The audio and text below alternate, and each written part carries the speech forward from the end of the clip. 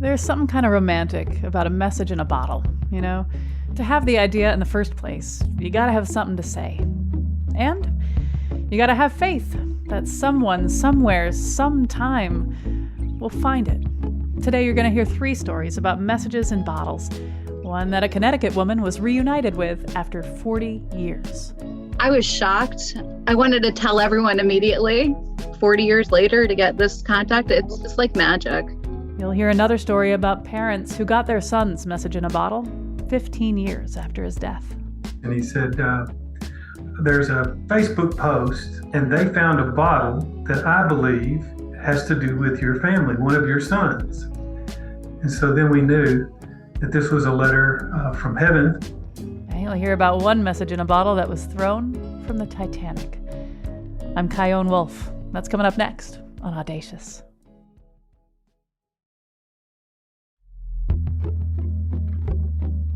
From Connecticut Public Radio in Hartford, this is Audacious. I'm Kyone Wolf. Imagine you're at the beach, taking in the scenery, breathing in the fresh ocean air when the sun hits something, floating in the water just right. It's a bottle with a message inside that looks totally intact. How far did this thing travel? Who sent it? And when? And what does that note say? Today, you're going to meet people who've sent and found messages in bottles, and you'll hear about one that was thrown from the Titanic. But let's kick things off with a message in a bottle that was returned after 40 years. Stephanie Marco Lance is an artist living in West Hartford, Connecticut, and Lana and Tommy Simmons run a thrift store in Statesville, North Carolina. Back in 1982, when Stephanie was a wee 9-year-old, her family took a trip to Martha's Vineyard. And that's when her mom had the idea that they could write a message, seal it up in a green glass bottle. And we launched it off the boat thinking that we would probably never hear from anybody, you know. What was written on this note? I'll pop this cork, which, did you guys notice that it says Dear You at the end of the cork? Yes. Oh, yeah, he did. Yeah. And then I tied this nice little piece of yarn around the note so it could pull out very nice. That was my 9-year-old artistic brain right there.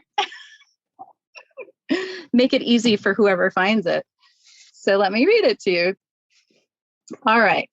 From August 22nd, 1982. Dear person who finds this, if you're an adult, give this to a kid, not a goat. If you find this, write to Stephanie Marco. And then it had my address in Glastonbury. This is not a joke. I want to see if this bottle is found by anyone and where it went. From Stephanie. And pristinely kept, considering the fact that it's 40 years old. By the way, goat? Give this to an adult, not a goat? Yeah. Not a goat. Maybe someone would give it to a goat. I have no idea. I thought it was because people call goats kids. Baby goats are kids. I'm quite sure that was not my logic at that age. That's how I took it. Yeah. That's brilliant, actually. I think you should take total ownership of that, Stephanie. Oh, yes. That's what I meant. That's exactly, when we read it, that's exactly what we thought. Oh, that's so funny. So off it goes.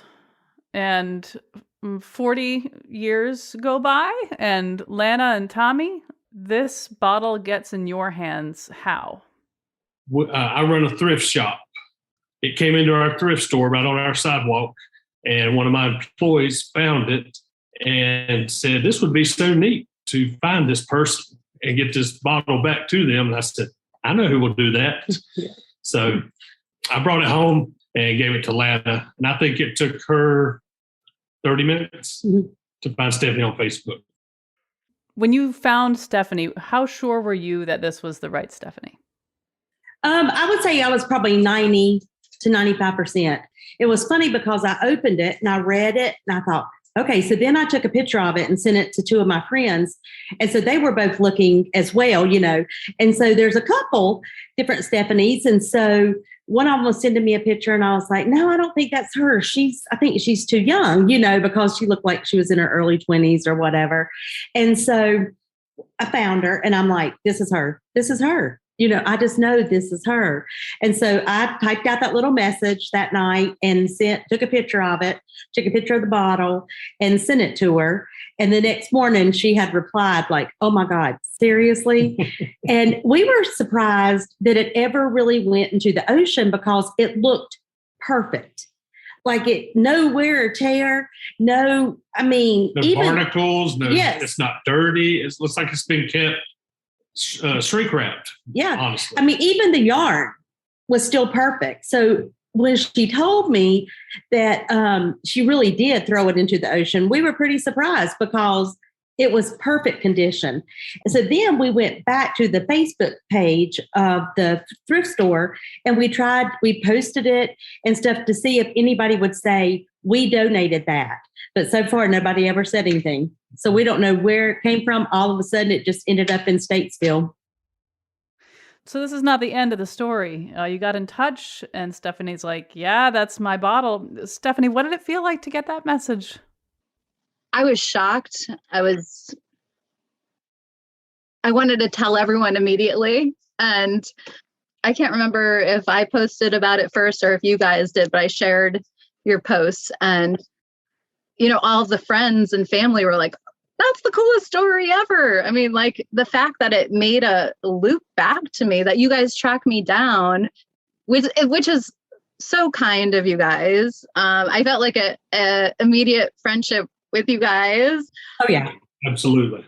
I'll have to come visit your thrift shop someday and meet all your dogs. That's Please. right. Yeah.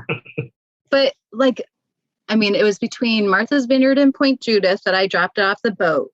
And then 40 years later to get this contact, it's just like magic. Yeah, it was. And I was so excited we found her. And so we made a post about it. And then I told everybody. And then she, told everybody. And it kind of got to be a big story for a little bit. And we were really excited to find out more information about it. Because like I said, it looked like something that had never even been in the water. And so, because it kept perfectly. What's interesting too is, Stephanie, you were saying like, thank you, you did such a nice thing. And certainly like Lana and Tommy, you spent some time, like this was an investment of time for you to research this and get in touch. And we'll talk in a second about how you sent the bottle back to Stephanie. But like, this seems like one of those things that is such an obvious labor of love where everybody wins. And so while you're thanking them for doing it, and it's gracious to be thankful, at the same time, like all of this was for all of you. Yeah, there was no way I wasn't going to research this and find out who it was and get it back to them. Even if we would have had to drive it, we would have done it, So, as soon as we found her, I was like, okay, so we boxed it up all safe and all kinds of stuff and put stickers on the box and, mailed it off to her. But yeah, we made sure, because God forbid it gets broken in transit after it's made it in the ocean all these years, So you wrapped it up real nice. It was all bubble wrap. Oh yeah, absolutely. That was my job. Yeah, that was him. Yeah. So, but like I said, we've tried to find where it came from and all that. We just don't know, So, and we'll probably periodically post it just to see if it flags anybody's mind or anything like that. One other thing we could maybe do is put a picture of it up and say, did you donate this? Mm-hmm. Or just something like that. So they get a lot of repeat customers and stuff. And so we just don't know. Yeah, I would love to know the story between who found it and it getting to you. Like that was a lot of years that it was somewhere, I would imagine. Absolutely. Right. That is like a missing link. Yep. Right. Like, was it recovered almost immediately the day that you dropped it off? Was it in there maybe, for a year? Was it in there for 40 years and someone just found it and just that's right. Are there any other questions that you would want answered from this? I think maybe somebody found it. It was the days before Google and that kind of thing. And it was just not as easy as it was for us. We went straight to Facebook, put her name in and boom, found her pretty quickly. Back 20 years ago, that wasn't an option. And who knows if they may have mailed a letter, it didn't get there. We just don't know what happened. So the bottle is mysterious. But the fact they donated it to you guys is kind of interesting too. Yeah. Yeah. Did they keep it 20 some years as a decoration in their home, and then all of a sudden they donated it. We don't know. Or maybe they died and it was, stuff left in the house. They do get a lot of deceased people's families bring stuff in quite frequently. Right. We get the things the grandkids don't want. But someone else will. There's your tagline. That's right. That's right. Somebody's going to want it. I'll do your voiceover for your phone. Yeah. Stephanie, I want to hear about what it was like when you got that box in the mail that contained this bottle. Tell me about that moment. Well, when they offered to send it to me, I was just even brought another level of excitement because I didn't even expect that, They're like, we'll definitely send it to you. And I'm like, seriously? That's so cool. That's so nice, It was the only thing to do. Right. It was your bottle. It was. Yours. Yeah. Wait a minute. There were instructions in the bottle to do just that. I know. We follow instructions, And you didn't give it to a goat, did you? No. So I thought it would be fun, since so many people were following the story, to actually do like an unboxing live. So I posted when the box came, I posted on Facebook, okay, at 5:00 or whatever time I said, watch, I'm going to unbox the message in the bottle live on Facebook. And, it was really fun to share that experience with as many people who were interested. And we watched live. Yes. Yeah, we went and watched the live and watched I Love It when she did. So we were a part of that as well from North Carolina. So look what I got in the mail today. All right, so here we go. Oh, I see a little note. Stephanie, I am so glad that somehow all these years later your message came to us. I hope this brings back many happy memories of your childhood trip. You now have friends in North Carolina, Lana and Tommy. Oh, you guys are my new friends. My friends. All right, let's see. Oh, look at how cool. I do recall putting this piece of yarn on it to help someone be able to open it up. Oh and take out the message. Look at it. Here it is, you guys. I can't believe it. This is so special to me. I am so appreciative to getting this back in my hands so I could pass it along to my kids. Thanks for tuning in. Woo. Peace out. It was just so cool. I mean, you guys enclosed a nice note in there. And I really feel like a connection with you guys. Absolutely. Just like your kindness connection here. And it is proudly displayed now in our living room. And it now has inspired my art. Yeah, tell me about this latest piece of work you've got. Well, I happen to have it right here. And perhaps you could describe it for our listening friends. Oh, yes, because we're on the radio. The whole back is a piece of reclaimed wood from my father-in-law's old house. It's for a show in West Hereford. The theme is orange. So that's why we have this orange kind of sky. And fun ocean sculpted out of plaster. And then the message in the bottle here. Very good. And it was fun because I got to write another message and put it in my art. So there's an actual small bottle coming out of the ocean into the orange sky. Yes, so it's like splashing out of the ocean here. May I ask what you wrote in the bottle, or is that to remain a mystery to us? I'd be happy to share it with you. I didn't include the goat in this one, but all right. To whoever finds this message, I just wanted to use this message to remind you what's important in life. Life needs to be enjoyed to the fullest. There are certainly ups and downs along the way. Some things will come easy while others surprise you and seem like the greatest challenge you could ever face. During those challenging moments, it's important to still make time for joy. Make time to watch the sunset, feel the wind in your hair, share a smile with someone you don't even know, enjoy live music, give positive feedback to the artist who inspires you, enjoy the flight path of a dragonfly. Tell your friends and family how much they mean to you. I know it sounds cliche that tomorrow's never promised, but it's true. We're here on this earth for an unknown amount of time. So try to make it a goal to help those in need, love hard, and have as much fun as possible. If you find this message, please let me know where you found it and what you plan to do to make life the best it can be. That was great. That's beautiful. Nice. That was really, really good. And I agree with that 100%. That's top secret, though, everybody. So keep it under wraps. Okay. Yeah. We won't tell anybody. I've asked everything I planned on for the story. Is there anything I missed? Anything like you want to make sure our listeners hold on to? Just anything at all so that when you hang up this Zoom call, you feel like, yep, I got everything out. I think pretty much what she said in that last message is what I would like to get out to people is, go forward with kindness. You never know what somebody's facing, and just help people as much as you can. And that's what they do at the thrift store and that kind of thing. And so, Right. Yeah, they help. That's what the job's all about. Our thrift store supports a food pantry, a helping center, keeps people from being homeless and keeps their power on whenever they're in trouble. So that's what the thrift store provides money for. So, I've only just met you now. Hearing about what you do seems to completely fit you. Oh, well, thank you. thank you. And your character. Yeah, I'm not surprised at all. Stephanie, Marco, Lance, and Lana and Tommy Simmons, thank you for talking with me and telling me this beautiful story. Thank you, Kion. Thank you. Thank you. We appreciate it. Nice meeting you Yeah, again. nice meeting you. Nice Thanks to a see lot. you guys. Take care. Keep in Thank you. touch.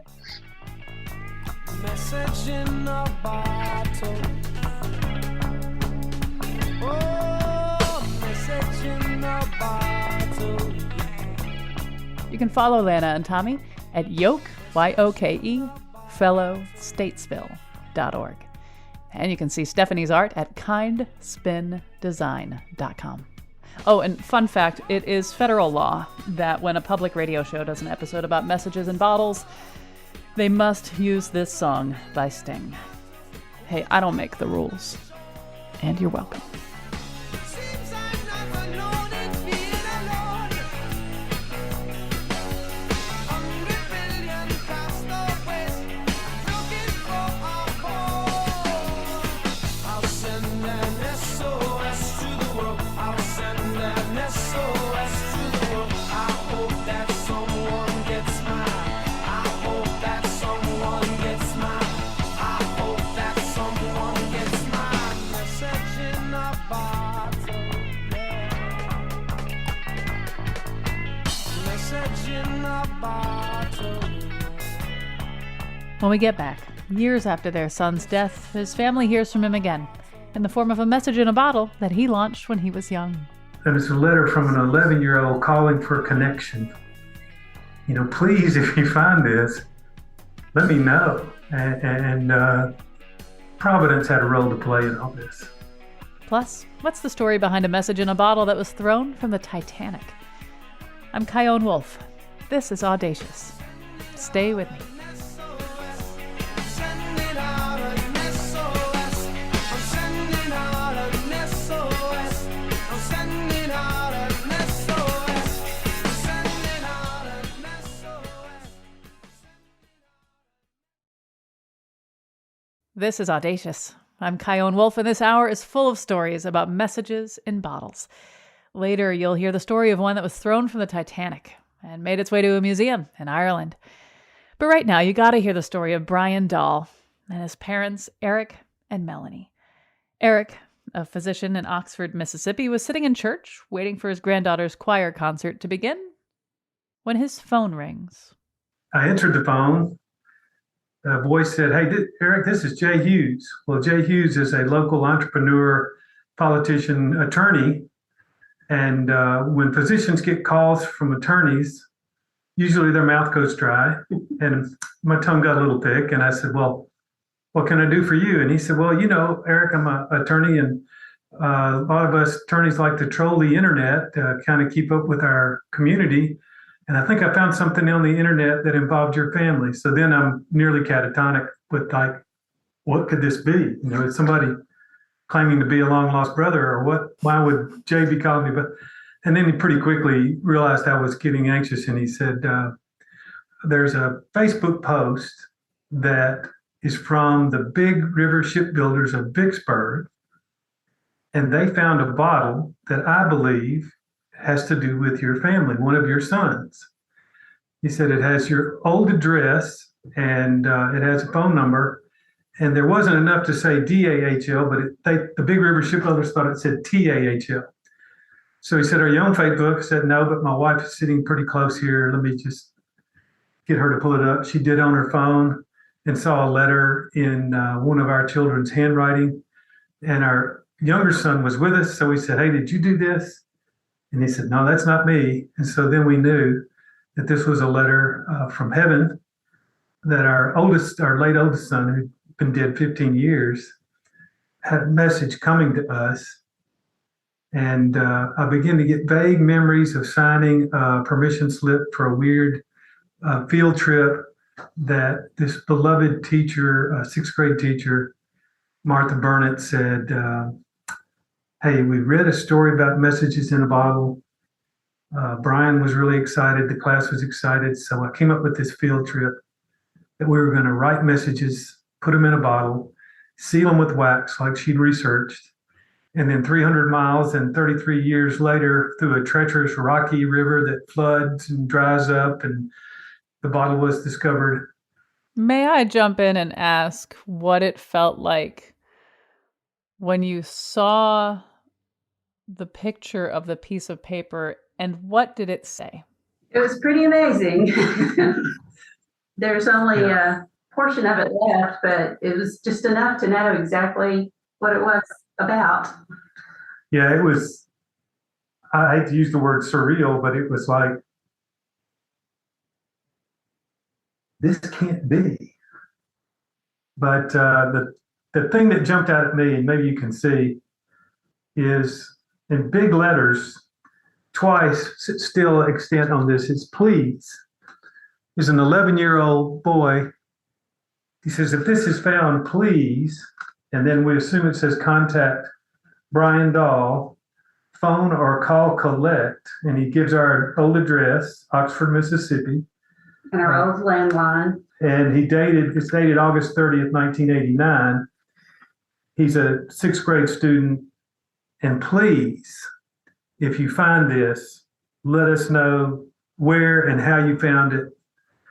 And pretty quickly after I saw this for real, because it's a couple of months from the time it was found until it was in our hands. But one of the things that really stood out to me was that at just the right time for us, this letter that had been put in a bottle 33 years before, and it's a letter from an 11-year-old calling for a connection. Please, if you find this, let me know. And when we are so polarized in our culture and the world is so distressed, through all these little coincidences, Providence had a role to play in all this. So it's very encouraging to us that this beautiful man who died at age 29 and loved people is connecting people and making friends of a crazy Connecticut woman with some drawling Mississippi people even today. He works that magic. And you said in this letter, the word please is repeated. So it sounds like he was an awfully polite and thoughtful person. Will you tell me more about Brian?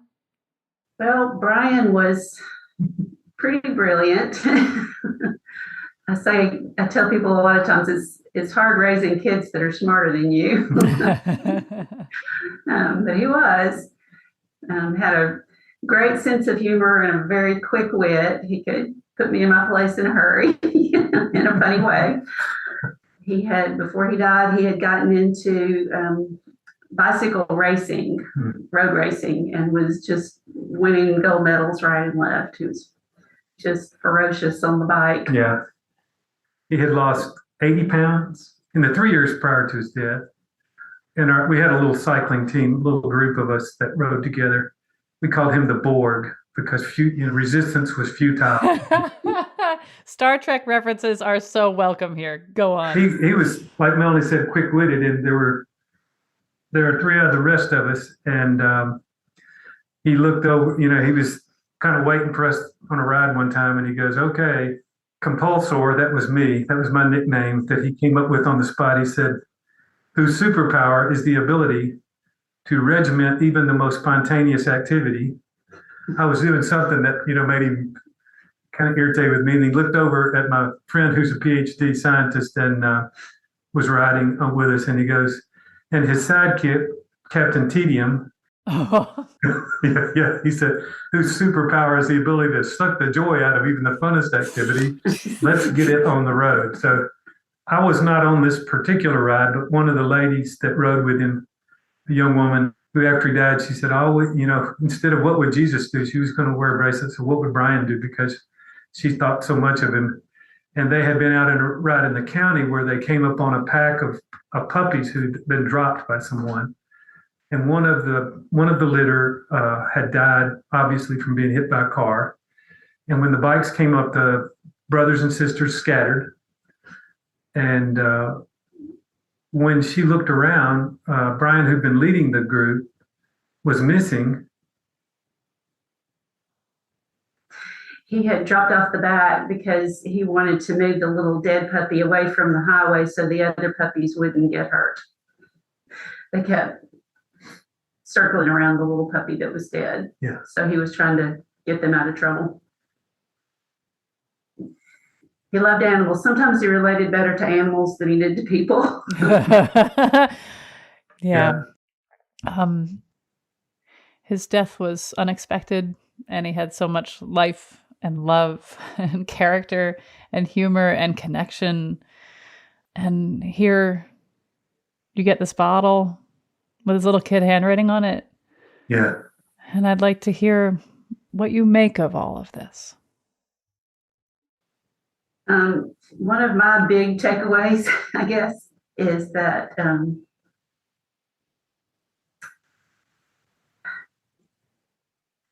here I go. I'm sorry. It's okay. You say this well. Our God is a loving God. He doesn't shield us from everything. He lets us go through some pretty awful things, but he loves us and he takes care of us. And sometimes he just wants to give us some joy just because he can. And I think that was what this was. It's just, it's got God's handprints all over it. So many little things could have changed the way this came out. We could never have gotten it. It's amazing that we did. And I think he orchestrated it. And I think it was just to bring some joy. And we've been amazed at how the story has just taken off and been picked up by so many different places, people in so many different places, like you in Connecticut. Who would have thought? We never would have dreamed. You made it. Of all the states in the union, really. But it's just, people are looking for good news, I think, and happy stories, because there just are so few right now for a lot of folks. And I think that was the reason that this happened. Yeah. So you travel 3.5 hours to receive this bottle this summer. So it's really recent. When you got back in that car to head home and the bottle's in your hands, what are you feeling? Well, for one thing, we felt like we had a bunch of new friends. They treated us like we were celebrities, really. They all gathered, the whole company, everybody was there, gathered around and had big lunch for us and talked to us and hugged us. And they took us out on the big towboat and toured us around the river and showed us where they found it and made a really nice day of it for us. Several times we broke down in tears at just how connected we felt instantly. It's like the pleas, the call for connection from across the years was being answered right there. We were connected.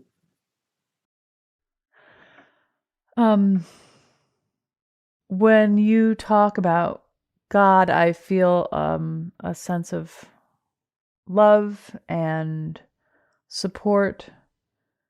I wonder when Brian died unexpectedly in 2007 if you felt angry with God. Yeah, early on I did. You know, our family prayer had been always starting our day with, well, even going back to when we knew Brian was conceived, laying hands on Melanie's belly and dedicating this child to God. And throughout his life, you know, what we prayed together was, you know, we believe you're working, open our eyes to see how you're working. And when I found Brian's body, I was just screaming out, "You're working, you know, how are you working in this?" And I think I was reading out loud from Philippians 2, where Epaphroditus had been healed, and Paul said, "He spared me joy, you know, grief upon grief." And I literally threw the Bible and said, "You could have spared me grief upon grief, and you didn't." And then I had some dreams that blessed me. One dream felt very real, like Brian came and got me. And he was like Superman and Lois Lane flying me around, but it was around the universe. And he was showing me stuff. And at one point he said, you know, we flew by some galactic cluster that somehow I knew wasn't on any star chart or something. And I said, "Man, I've never seen that." And he goes, "Yeah, it takes 6 of our guys to run this." And he was showing me all this great stuff. And I said, "Look, I'm going to be in trouble if we don't go back and get Mom." And he kept looking over his shoulder like, "I'm really not supposed to be here. Just shut up and enjoy this, Dad. You know, don't be compulsory." I kept at him saying, I don't want to have to explain to Mom. And so he kind of got irritated, and he dropped me down in a high school football stadium between the Goths and the Emus. I'm suddenly trying to figure out, what does this mean? And then I wake up, and around that same time, I had tossed and turned, and suddenly I was awake in the bedroom, and there was God in a chair in the corner. And I couldn't see his face because I knew I'd die if I did, you know, but it was like he was there, and he said, "You know, I know you wanted to talk." And I said, "Well, yeah." He said, "Well, what do you want to talk about?" I said, "Well, you know." And he said, "Well, let's think about that together." Because he knew I wanted Brian back. And it was as if, without saying it, he was saying, "Hey, you know, Brian is in paradise, and to bring him back would be a really cruel thing for a dad who says he loves him." And I'm going, "Well, if you're going to be that way," I was just so enough. But we went on, it seemed like, for 45 minutes. And at the end of the conversation, I had decided, okay, I'm not God. I don't understand everything he does, but I do think he's going to help me live with this. And I don't know if I don't remember ever hearing Melanie express the anger that I had, but the first couple of weeks, I was having trouble not seething. My experience was different. I didn't feel anger. I didn't doubt that God was there, and I didn't doubt that he still loved us. Or I didn't blame him, but I shut down. I couldn't pray, and had to work back into that, doing some journaling, and just I would copy scriptures that were meaningful and turn them into prayers, I guess. Just change the wording so that I was just pulling my prayers directly off the pages of scripture and sending those up. That was all I knew how to do. So my experience, I guess, was a little bit, I didn't have any vivid dreams. Well, you know, I had several dreams, and it may have been a merciful Lord knowing how messed up I was. But then especially after the universal flying thing, I kept saying, you know, I would fall asleep saying, you know, this woman laying next to me is a lot better person than I am. and she hasn't had a dream. And what's it going to hurt? You know, you can do all things. And then not long after that, we had to go to a funeral home where we attended his funeral. And we were getting ready to go in the funeral home, and I think we'd been in a tiff. Just before we got out of the car, you remember what you said? No, I don't remember. You said, I had a dream. Brian came into our bedroom, and he had on his cycling gear. And we just had, because I remember a nice conversation. And you could tell that he was getting ready to go, and conversation was over, and that he was coming to hug you. And you didn't want him to hug you because you knew it was a dream and you couldn't feel it. But he hugged you and you felt it. How, since you've gotten your hands on this bottle, how has it affected the way you feel Brian now in your life? I got a quote from a coworker who is, I'm blessed to have as a coworker. She is a widow who lost her husband last year. Love never goes away. Never goes away. And I think the bottle is a strong reminder. It's a nice symbol. You don't have to have it to remember all the Brianisms, all the love he showed us and other people, all the love he's inspiring. But it's a nice reminder that love never goes away. I kind of like to think that, you know, I don't know how this works between us and the heavenly realms, but I wonder sometimes if he doesn't get to kind of look in and see this is going on. And if he does, he's getting a really big kick out of this. Yeah. Sometimes I visualize him with dad or mom with some popcorn, just watching, you know, dad's going to do it again. Watch. Oh, there goes a tear. Meanwhile, he's also like right behind me being like, you don't know what you're in for. You That's don't know what right. you're in for, lady. Thanks, Brian. Yeah. Well, is there anything that I missed? Anything else you want to say or thoughts? Anything at all? Well, thanks for joining the chain of kindness to share a story that encourages people instead of a story of war and death and meanness. What I've heard of your shows, they don't typically involve meanness, and I appreciate you for that and for your interest in learning about Brian and sharing the story of 11-year-old asking people to connect and helping people connect yourself. Well, Eric and Melanie Dahl, thank you so much for connecting with me and for telling us about your son, Brian. Thanks. Thank you so much.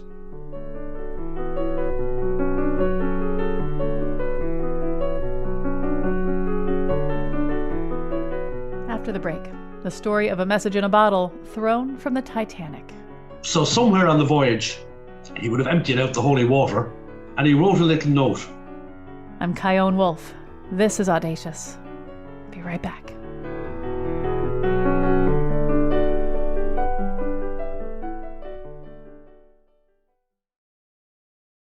This is Audacious. I'm Kyone Wolf.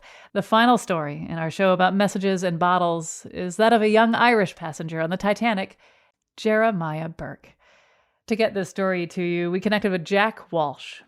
He's the general manager at Cove Heritage Centre in County Cork, Ireland. And that's where the bottle and its message live on. Here's Jack with the story. So the story really is that the night before he left, he was only 18, 19 years of age, and he was from about 6 miles away. And the night before he left, which was the normal thing, they would have had what was known as an American wake. Not expecting to see the person again if they emigrated, they would have had a party to say goodbye to him. So the night before he left, his mother gave him a small little bottle, about 2 inches tall, and she put holy water into it. Irish mothers do that sort of thing all the time, just to... Yeah, that's their vibe. So somewhere on the voyage, he would have emptied out the holy water, and he wrote a little note. And on the note it says, "From Titanic, Goodbye all, Burke Glanmire. Now, that bottle was found 13 months after Titanic sank. It was washed up about 3 miles from where Jeremiah was born. So originally people would have thought that the bottle was thrown from when it hit the iceberg. Now, if you want to be smart, you could say, oh yeah, and it made its way all the way back across the Atlantic. I think it was thrown at the mouth of Cork Harbour, which made it a lot easier for it to find its way. But, let people decide themselves where it was thrown from. My only objection is, why would he take this bottle of holy water from his beloved mother? I'm assuming she was beloved, but he had to empty it out not long into his journey and then write this note. Why? He might have blessed a lot of people with the holy water. He might have drank the holy water. The bottle was empty when he put the note in. That's all you need to know. You know what? Wait, this makes me think it's like a metaphor for, if you've got grace to give it all and give it fast. Give it soon. And give it to everybody. Why wait until you hit the iceberg? Exactly. But anyway, the little bottle and the note are both in our exhibition because the person who found the bottle presented it to Jeremiah's mother and she recognized handwriting. So it was held in the family for a long, long number of years. And 2 generations down, somebody decided it would be nice if the bottle was in public display. So it was given to us to mind it, if you like, but also to show it to the public. I have goosebumps. I can see that, yeah. You should turn the heat on if you're that cold.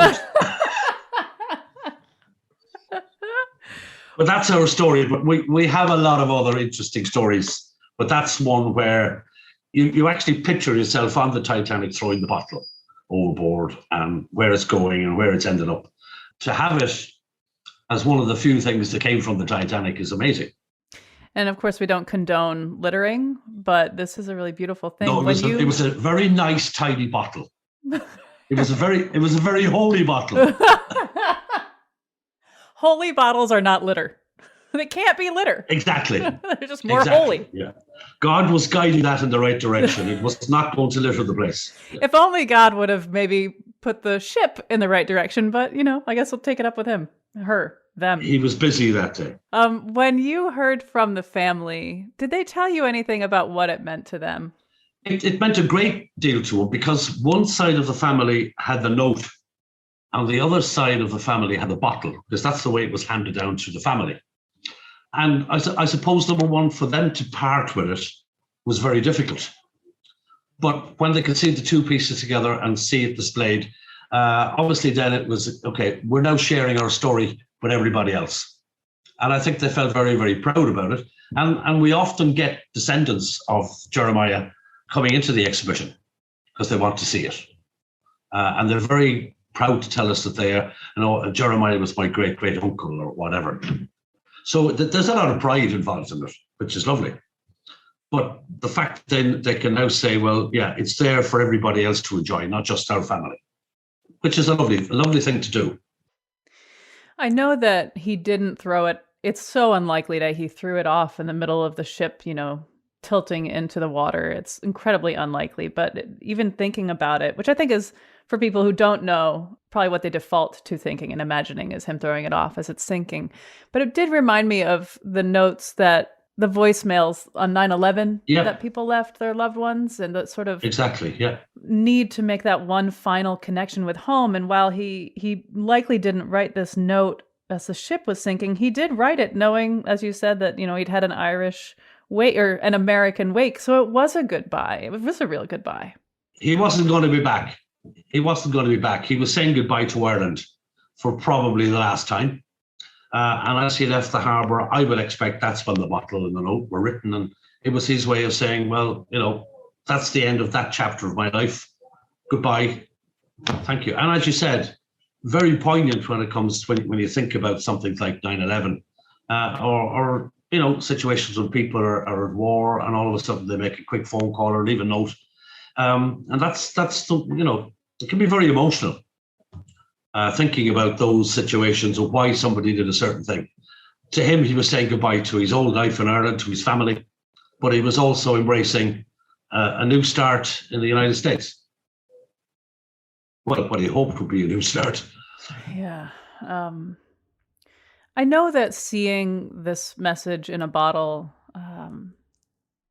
it's meaningful, especially to his family, his descendants. It's meaningful to Ireland. It's meaningful to anybody who cares about what happened to the Titanic. But like, I don't think it's my Irish heritage that gives me goosebumps. I think it's my human heritage that gives me goosebumps. What are your thoughts on the reasons people react so strongly to this story? I think, number one, because the Titanic was such a part of history, it's probably, as far as I'm concerned, very romanticized because of all the movies. I know. I'm speaking to you, Jack, and I have been holding back this whole time making the connection with the movie, but go ahead.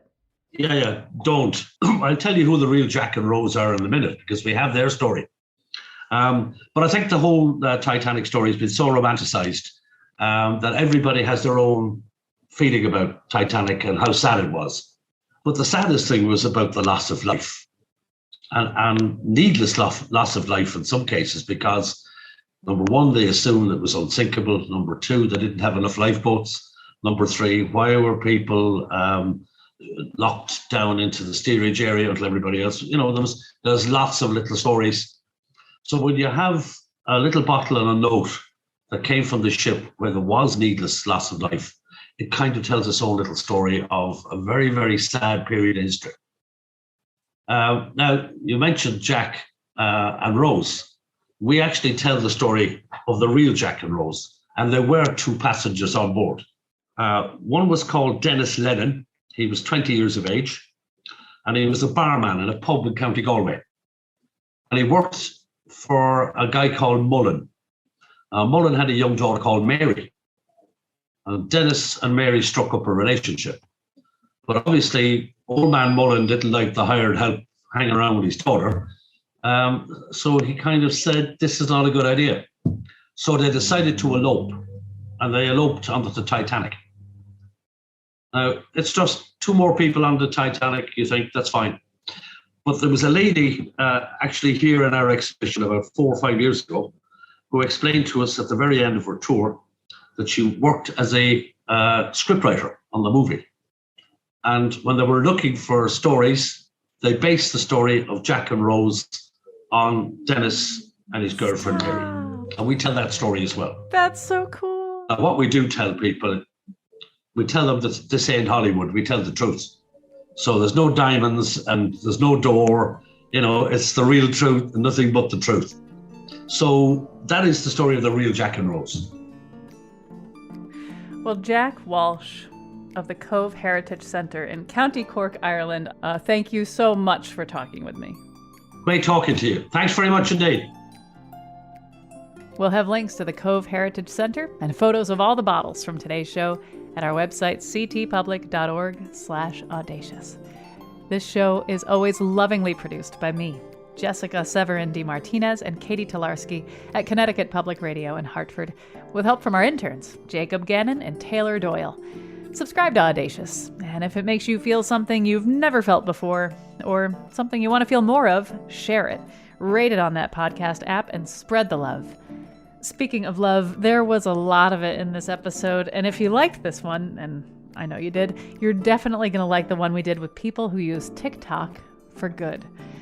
There's this one lady who does time-lapse videos of old, dirty gravestones that she cleans and transforms into pristine condition.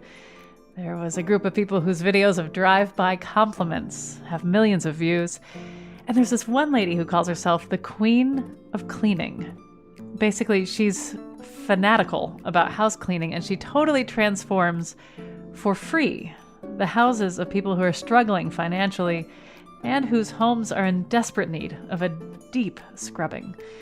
This woman is so committed and in love with her work. It's really beautiful to hear. Enjoy that episode and all the rest of them. Send me your messages and bottles made out of zeros and ones on Facebook, Instagram, and Twitter at Kyone Wolf, or you can send an email to audacious@ctpublic.org. Thanks for listening.